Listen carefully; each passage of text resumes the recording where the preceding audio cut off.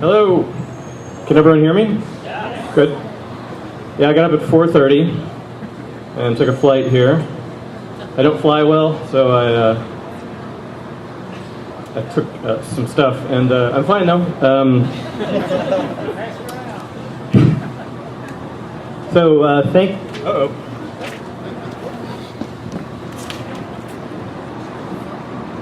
Thank you. So I'm a bookseller in Seattle. The bookstore that I work at is 113 years old. So it's my pleasure to be here working at this, or celebrating this fine startup.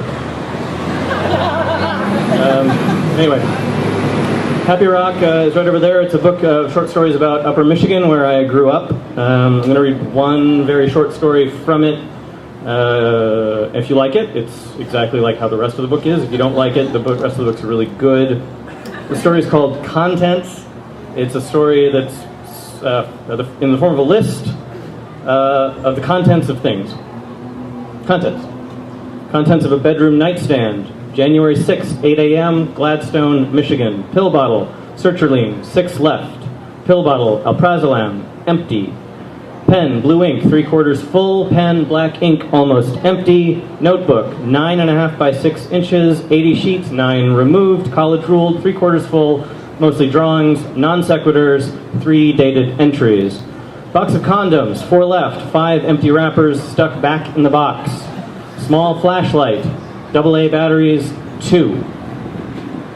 Contents of a wallet, March 7th, 6 p.m., Escanaba, Michigan. $16.50, 2 $5 bills, 6 singles, and another $1 bill torn in half, its mate in a wallet in Milwaukee, Wisconsin. Pardon me. Subway card, 5 punches.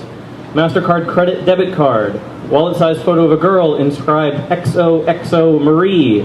Public library card, significantly faded signature. Spare house key. Book of stamps, 2 left. Business card. Mental health counselor. Contents of an envelope, April 6th, 3 p.m., Gladstone, Michigan. $400 in cash. 1 note, 9.5 by 6 inches, blue ink, mostly apologies, resigned tone.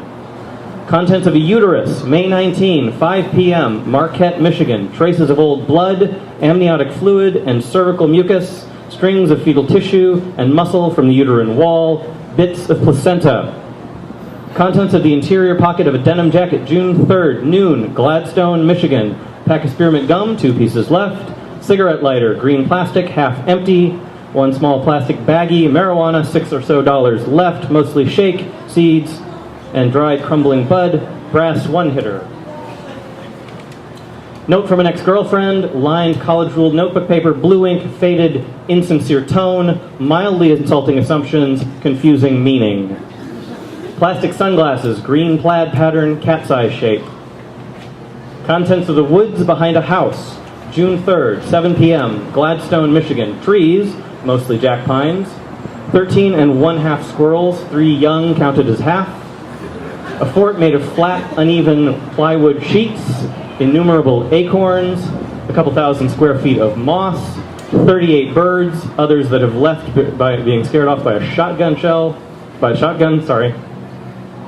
24 hidden pornographic magazines in an elementary school student's stash under a sheet in the fort, 427 cigarette butts, the single bullet casing of a .30-30 Winchester, skeleton of 5 cats, 2 buried under headstones, male, age 17, bleeding from the abdomen, 1 rare lady slipper, purple flute, white petals.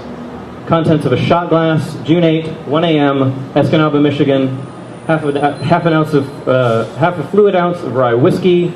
An impression of a bottom lip, cherry red lipstick, recently applied. So that's contents.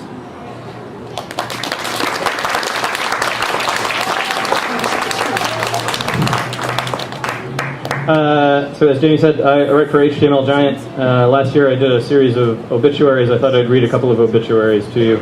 This first one is Died. Griffith Edwards, October 2nd, 2012. Griffith Edwards, Oxford-educated MD and addiction specialist, invented alcoholism in 1976. That is to say, he and a co-writer named Milton Gross first published a description of alcohol dependence syndrome in the British Medical Journal in 1976, making the whole darn thing official. Edward spent his life considering, studying, talking about, writing about, and helping others with addiction. Alcohol in History, edited highlights. 1. Noah is the first drunk in the Bible. In Genesis 9:21, Noah drinks wine and falls asleep naked in his tent. While passed out, his son Ham does something to him, but the Bible does not specify what. The Bible has a blackout. In defense of Noah getting drunk, he had spent 3 chapters saving humanity and animal kind from a flood. In the 18th century, gin was big and made people crazy. In 1736, attacks on gin caused riots. That's number 2. Number 3, in 1935, 2 men started an organization called Alcoholics Anonymous. One of them was a man named Bill Wilson. AA members sometimes refer to themselves as Friends of Bill W. I've heard that if you're in an airport and you hear a page for Bill W. to come to the airport bar, an alcoholic who feels himself tempted is reaching out to any other alcoholic who might be willing to head over to the bar and talk to him or her. According to Susan Cheever's book, My Name is Bill, on his deathbed, Bill Wilson asked for whiskey, but no one would give him any. Seriously. Number 4, the first time I got drunk was 1989, and it was on Kirsch. My friends Andy, Namir, and possibly Todd and I were skateboarding in my basement. I knew where my folks had stashed the booze. They were strictly beer and wine types and had the hard alcohol for company. Having no idea how much a person could drink, I had 10 shots. I was sick for 2 days and decided to never drink again. I did not stick with that decision. Kirsch is short for Kirschwasser, which is German for cherry water.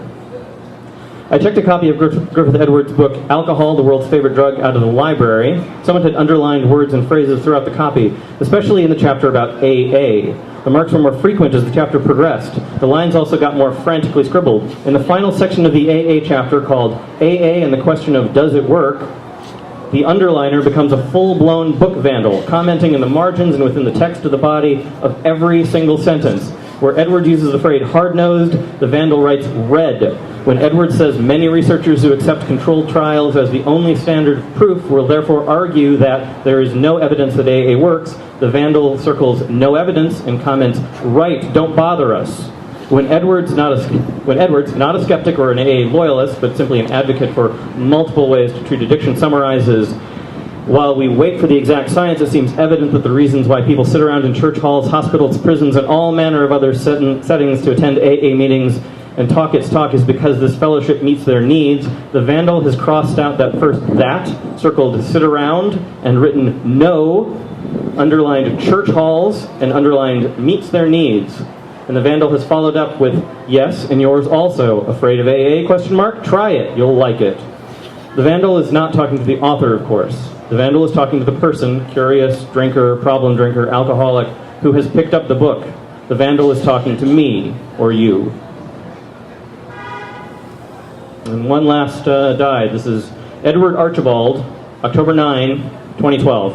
On October 5th, October 9 is when I posted it. October 5th, Edward Archibald, 32, won a live roach eating contest at a pet store in North Miami, Florida. After his win, Mr. Archibald felt ill, began vomiting, and was taken to the hospital where he was pronounced dead. Other participants in the contest did not fall ill and did not die, suggesting that his death might have been unrelated to the large number of live cockroaches he had consumed.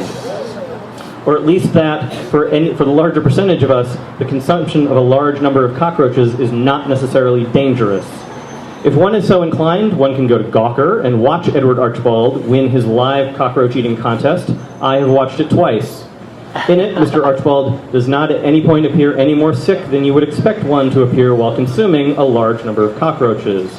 It seems strange to me that I'm unable to find a specific phobia for those who fear death in an undignified or silly way, that no one's coined a term for it. I imagine it's common. I know I suffer from it. The worry that I might slip and fall in the tub, say, an unromantic death. Sorry, bust. A death caused by a moment of stupidity, a death associated with an embarrassing situation. I don't really mean to mock Mr. Archibald here. I'm sure his death sent out a wave of sadness through the web of his connections to other people in the world. People currently mourn him. People will, for a while, mourn him. But his death is inextricably and maybe causally linked to the live roach eating contest. causally, by the way, if you have a shellfish allergy, you might be allergic to eating cockroaches. So, for your information. I said I used to suffer from a fear of undignified death, but I think I'm all turned around on it now. I realize that the danger of putting this out into the world is that my public statement might give the universe ideas, or at least focus its attention on me in a way that it hasn't been focused in the past. But I think I've come to terms with, and perhaps sort of get a kick out of, the idea that I might die an undignified death. That I might die of my own stupidity. For the most part, I live an undignified life. Often, I'm incredibly stupid. Why shouldn't my death fall in line? So let's make a pact. You don't actually have to do this, but you can. Everyone here, raise your right hand and repeat after me. I promise that in the event of my I promise that in the event of the undignified death of a friend, a family member, or a stranger, I will acknowledge the comedy of it with a chuckle, but also the likelihood that I will suffer a similar fate, and therefore I will see the great, solid expanse of dignity acting as the foundation for all seemingly undignified deaths, and will ultimately respect the individuals who die under less than idealized circumstances. Thanks.